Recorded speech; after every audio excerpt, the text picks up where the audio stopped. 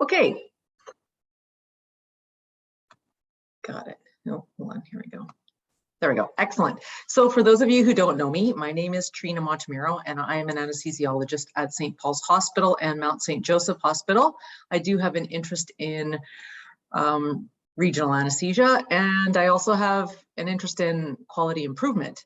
So a couple of years ago, I took on a little project where we tried to develop a preoperative pain pathway for hip fracture patients so that we could get these patients in and blocked early in their trajectory. So I don't have any disclosures, and I would also like to say that, like Lisa, I live, work, and play on the unceded territories of the Squamish, Musqueam, and Tsleil-Waututh Nations.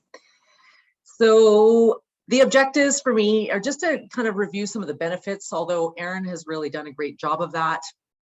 And I'm going to discuss how we kind of got ourselves organized at Providence Healthcare with the team members and some of the order sets I'm happy to share with you.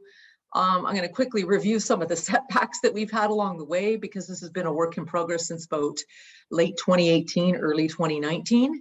And then quickly at the end, just talk about kind of where we're going into the future with this project, with building a comprehensive hip fracture care bundle for our patients. So the initial preoperative nerve block pathway, as most people know, there's about 20,000 people in Canada that fracture their hip each year. And at Providence Healthcare, we see about 300. So we don't have a huge volume, but nonetheless, these patients, as we know, are often very frail. They have complex medical histories, and they can be really challenging patients to manage preoperatively, intraoperatively, and postoperatively. They have a high in-hospital mortality. And what we typically need to do for these guys to help manage their pain is give them opioids, which then can lead to, as Erin alluded, confusion, delirium, pneumonia, and other nasty things. Sometimes by the time they get to us, they're confused. We don't really know what they were like preoperatively, and we may have no context that they were actually living at home independently, functioning on their own. By the time they get to the operating room, they're confused. They don't know who they are, and we don't have any sort of basis of what they were like prior. So, I was, Chris, who's also in this session, we talked for a long time about, hey, there's a whole bunch of skilled anesthesiologists at St. Paul's that know how to do nerve blocks. We know this is good for patients. How can we start getting down to the emergency department and getting nerve blocks in these guys early so that we can decrease their pain? Hopefully they get less opioids and have less unpleasant side effects. So we decided to develop a pathway, and what we did initially was, I got a group of anesthesiologists together within our own department, and we kind of really laid out, like, how do we see this working? Where are we going to block these people, and who do we need to involve and talk to about our plan? So we knew we needed to get orthopedics on board and involved, because technically these patients are theirs and they're admitted under orthopedics. We needed to get our emergency medicine physicians on board, and we needed to talk to our pain nurses, some of the people that look after these patients on the ward, and really get everybody who was involved, get their opinions. And what we did was we mapped out the flow of kind of where these patients go, and kind of figured out what we were going to do. And this kind of took like a little bit of a flow diagram of drawing little arrows. And if anybody's done QI work, that they really love flow diagrams and drawing arrows all sorts of different places. Sometimes it's even lost on me, and I'm supposed to be the quality improvement expert. So a lot of the questions we had for ourselves was, where are we going to do these blocks? Now, if anybody spent any time with us at St. Paul's, that we have a dedicated block area in we have a 4-bed unit in our surgical daycare. And we typically, during the week with elective surgeries, we do all of our nerve blocks there. After hours, it becomes a little bit trickier. And where are we going to do this? So we really wanted to try and get these nerve blocks done in the emergency department. So rather than have to move patients from the emergency up to us, we block them and then send them back down. We wanted to transport ourselves to the emergency department. And most anesthesiologists go into anesthesia because we don't really like going into the emergency department all that often, but this was definitely the best way to do it. And then the question for us was, who was going to do these nerve blocks? So was it going to be the regional anesthesiologist? Was it going to be, we have a perioperative anesthesiologist, and now we have a whole bunch of us that are often floating around as we call out of OR anesthesiologists that are often available. Now, this again is Monday to Friday, sort of working hours, 7 a.m. to 5 p.m. What happens after hours, and how do we function then? And that's still a work in progress. We still, I'm finding more and more ways to kind of make sure we miss fewer and fewer hip fracture patients, but we have a system in place where in the morning, so if a patient were to come in the evening or at night, I want them to still phone the anesthesiologist on call. Now at St. Paul's, we have a 24/7 anesthesia service, so in-house. So there's always somebody around, and we have a resident on call at night with us. So we would be willing to go down. The problem is that we're often in the OR giving an anesthetic, or we're just busy tied up.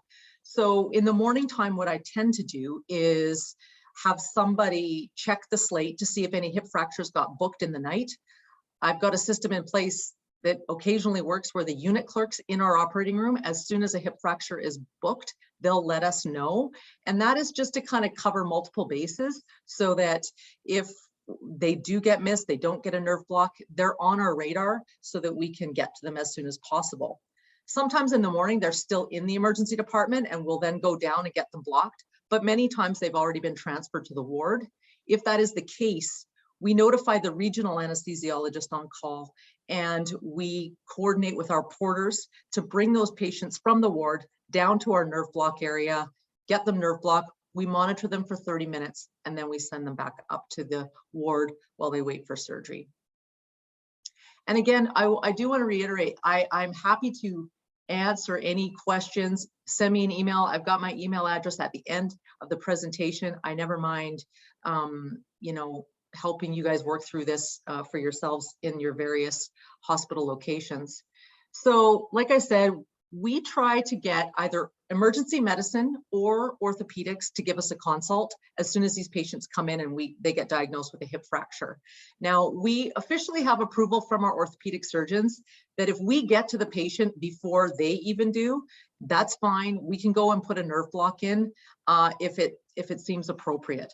This type of nerve block really isn't going to affect the diagnosis or the management of how the orthopedic surgeons will deal with these hip fractures. So from their perspective, if they're busy or if it's in the middle of the night, and they're going to see them in the morning as well, but we get a chance to see them at midnight or 11 p.m., that's fine by them. And that has really helped us get more and more done. I would say the biggest barrier for us currently is that there's no system in place with our electronic health record to have an automatic consult come in as soon as this diagnosis get made. So we still have to rely on either emerge, ortho, or nursing to say, hey, we should call anesthesia. They can do a consult and they can do a nerve block. So typically when I get called, I bring down our ultrasound machine and all the nerve block equipment that I need to do. I bring it with me to the emergency department. Our emergency department does have a ultrasound machine, but I don't like it as much and I don't find the images as good, so I tend to wheel down my own. But there is a perfectly good ultrasound machine, and I know most of my colleagues just use the one that stands in the emergency department. So this is just kind of a picture of the setup that we have. We use our gloves for our tray. We put our gloves on, we dump on all of the stuff that we need, nerve block needle, local, and we prep the skin, and we have a nerve block. And like Aaron alluded, we use usually 0.5% ropivacaine, but there's no reason why you couldn't use 0.25% bupivacaine. And again, 10 to 20 mils, what I would typically do. So I included this little flow diagram to kind of allude to what I was talking about before. This was just sort of help us figure out, like, where were we missing patients? So we knew patients came into the emerge, they got consulted. Little asterisks were places where, like, this is where I want people to phone us for a consult. And what happens when they get to the ward without a nerve block? Or what happens if they, get all the way to the OR without a nerve block? Where are we going to do? How can we make sure that there's more and more areas within this pathway where we get a phone call for a consult? And I've told our physicians, there's almost no hip fracture patient that anesthesia doesn't want to see. Even if the patient decides they don't want a nerve block, usually they've got enough medical issues that we would be willing to, we need to do a consult on them anyway. So, don't feel like there's no wrong person to give us a call for. So some of the pitfalls and mistakes I made, well, when I first got the pathway up and running, and if anyone's heard me talk about hip fractures before, you'll know, I talked to emerge physicians, but I forgot to talk to our nurse managers in the emergency department. So I thought I had everything in place, and we got called down, and one of my colleagues kindly went down with all his nerve block stuff. And the nurses had no idea what we were doing. They saw us with an ultrasound and needles, and they just said, no way, we don't know what you're doing, and everyone wants to do procedures in the emergency department, forget it. And it was a big oversight on my part, but I realized that the nurses are a huge part of how patients receive care in the emergency department. And once I actually sat down and I had a meeting and I kind of described my project and the benefits of it, then they were not only helpful, but they were really on board, and they were often the ones that were calling us to consult us to come down to the emergency department. And once they saw how beneficial these nerve blocks were, they were even consulting us more often. So it was very helpful. We really got hit with Cerner, and that really stopped our nerve blocks for a while, because when we got the full transition to electronic health record, we hadn't built into that system how to keep getting consulted down to the emerge. So we didn't get called as often. And then I was just about to get things up and running when we got hit with COVID. So we really saw a drastic decline in how many patients were getting nerve blocks. But we had a look at it, we started it up again, and we're back up and running. And I would say the last time I looked at the data in April of this year, we did 58% of our hip fractures received nerve blocks well before their surgical time. So that was a big improvement. I think it went down to 3% at one point in time. So this is just, and I'm happy to share these order sets with you, but a lot of people sort of say, well, like, what did the nurses want to know? Well, the nurses wanted to know, how long do I have to monitor this patient? What am I going to be looking for? And so we had this all set up and built into our old system before we went to the electronic health record, how long they needed to monitor. And we typically say, we want these patients on a monitor bed for 30 minutes after the nerve block. We're looking for two main things: local anesthetic systemic toxicity, which, with this volume of local is pretty rare, but you never know, and these people are pretty old and frail, so something to look out for. And then another big thing is opioid respiratory depression. In the patients that have had a ton of morphine or any kind of opioid, then we come along, take all their pain away, and what do? Stop breathing. And so those were the two main things that we really wanted to educate the nurses on, that they had to watch for after we came and did a nerve block. This is on the back side of our order sets. So just the things that they should be looking for with respect to signs and symptoms of local anesthetic toxicity. And then as well on that is the opioid-induced sedation scale, things that they should be looking for. And I got this help from working with our pain nurse, PJ, who is super helpful and instrumental in the initiation of this pathway.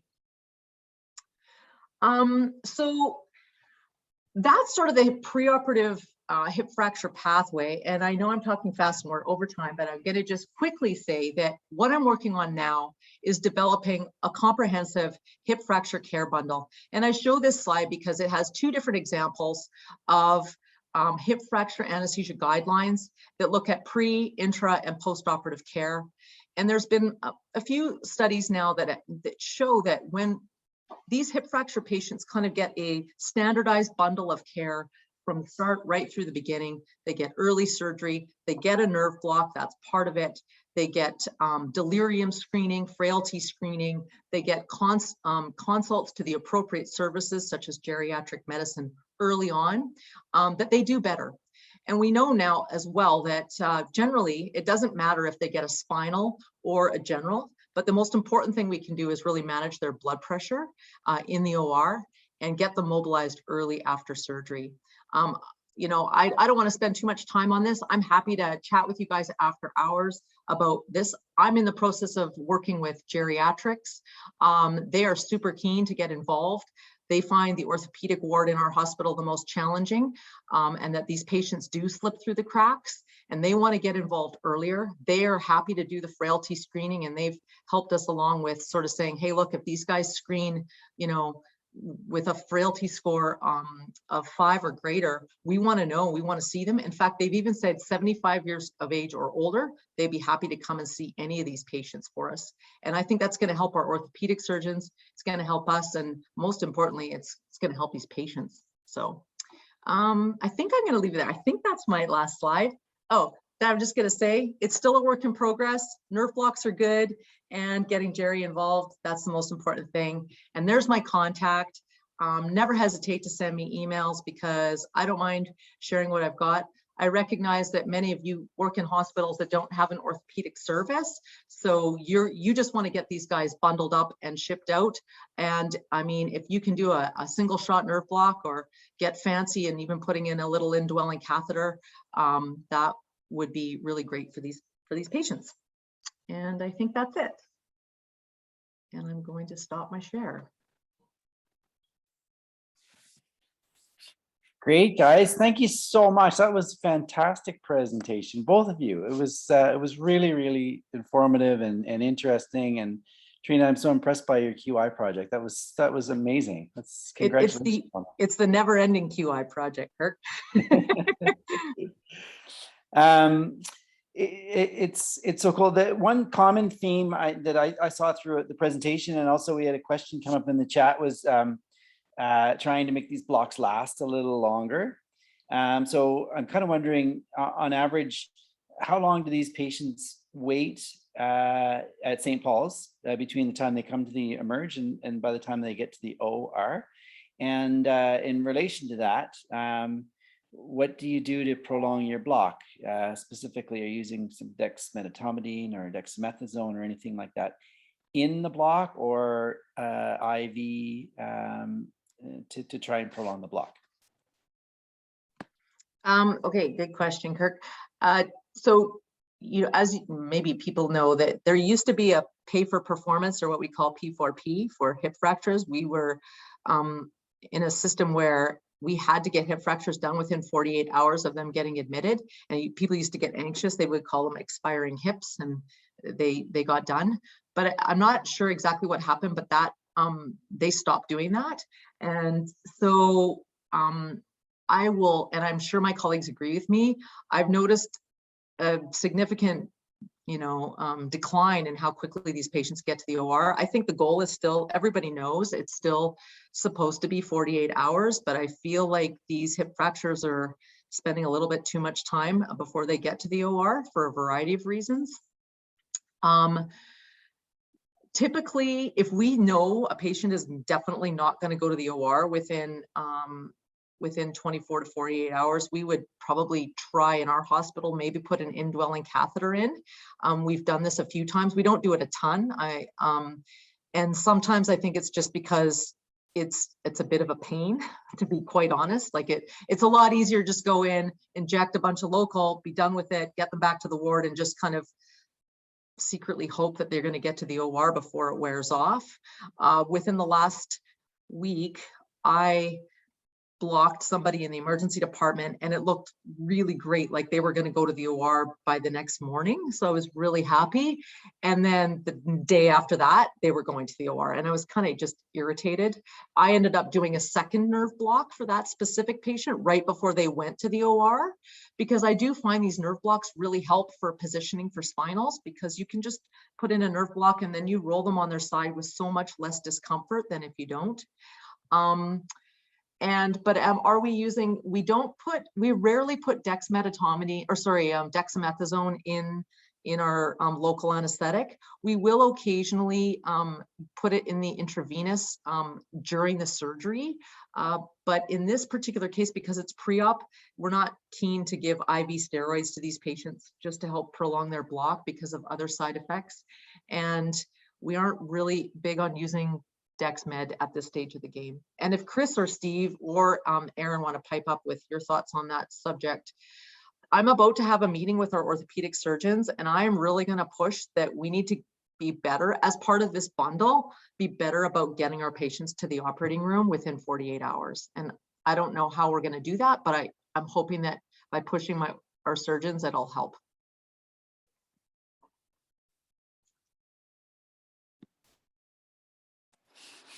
Great, thanks. Are there any other questions?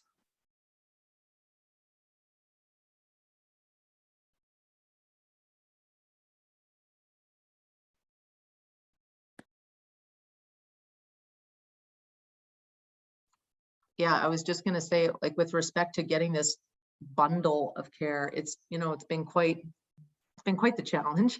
And I think that, yeah, the most important thing is realizing for me that I can't like do everything. I need to like, and it involves lots of different meetings with lots of people. And I'm hoping that in the next sort of 3 to 6 months, it's going to kind of really come together. And, you know, and it also, it relies on, yes, I'm happy to email the bundle to the group for sure. And like it also like you have to rely on your colleagues to do some of these things. So it's not typical for an anesthesiologist in part of our pre-anesthetic to do a clinical frailty scale score. Like people are kind of lazy and don't really want to do that. So, you know, how are we going to, you know, get people on board to do that, and so that we recognize some of these extra frail patients and notify the correct people. And what geriatrics has found with our orthopedic surgeons is that they don't consult anybody, and then the patients don't do well, and then they just consult everybody. They consult medicine, addictions, geri medicine, you know, endocrinology, and then all of a sudden there's like 4 different specialists all writing orders on these patients, and then that's not good either. So it's a bit of a work in progress, but I'm hoping that we'll get there. And yeah, I'm happy to share where we are with the bundle now and what we're doing from a Providence Healthcare perspective, and to share sort of some of the literature with respect to what the UK is far ahead of us on this.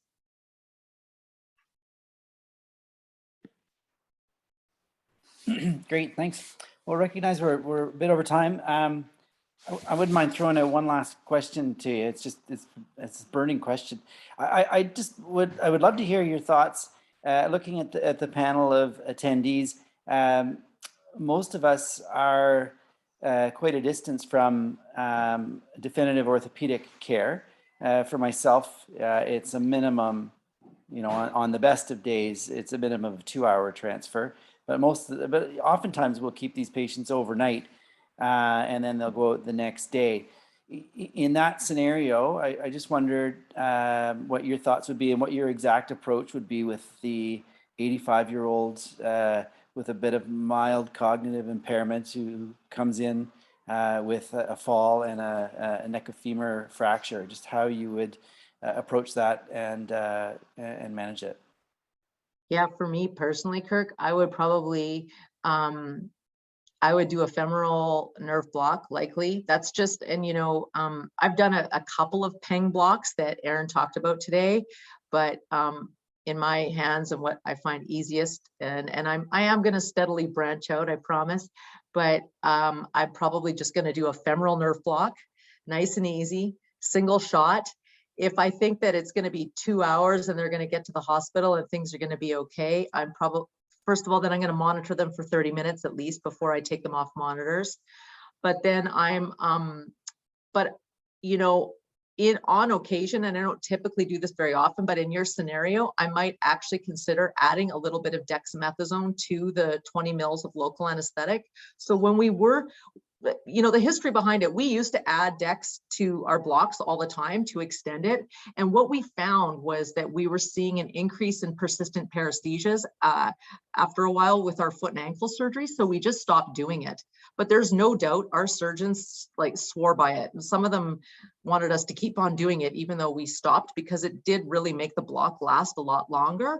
So in a situation where you know you're shipping someone out, to add 2 milligrams of preservative free, like the concentrated kind where it's 10 milligrams per 1 mil of liquid of dex, you would add like, you know, 2 milligrams to a 20 cc syringe, mix that in with your local, give them that extra time, do that single shot and send them out, rather than trying to do a indwelling catheter that you're then going to ship to another hospital. I just think logistically it's not going to happen. So that's probably what I would consider in that situation. Do a single shot femoral nerve block and send them out. Yeah. Great. Thank you so much. That was a fantastic presentation. Aaron, to you as well. That was brilliant. I could have sat and listened for another hour. And I'm sure the rest of the group appreciates it as well. And we got Kurt Deschner. Kurt Deschner opening a can of worms here. One last question. Do you have a sense of the incidence of paresthesias following DEX in a single shot? And then we'll have to call it after that, though, I think, guys. That's a good question, Kurt. Chris will be better. I'm going to get back to you on email on that. We did a little study where we looked at it, and I can't remember the number. It was more for our patients with our foot and ankle surgery, which are a completely different population. I feel like it was around like 8%, something like that, but I could be way off on that. So let me look at that and I'll get back to you, I promise. Yeah, it was a bit higher, but it wasn't. Yeah.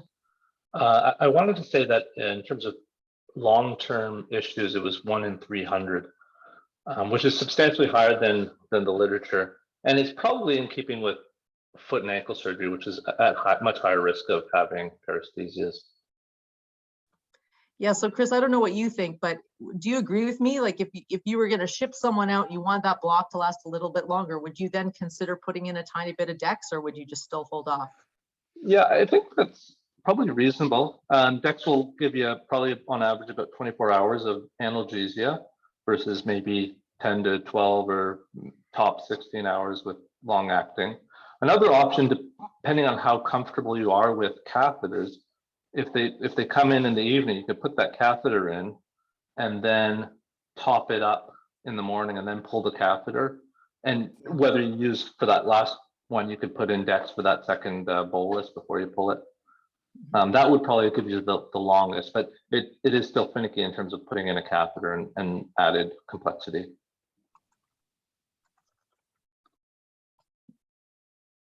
Cool.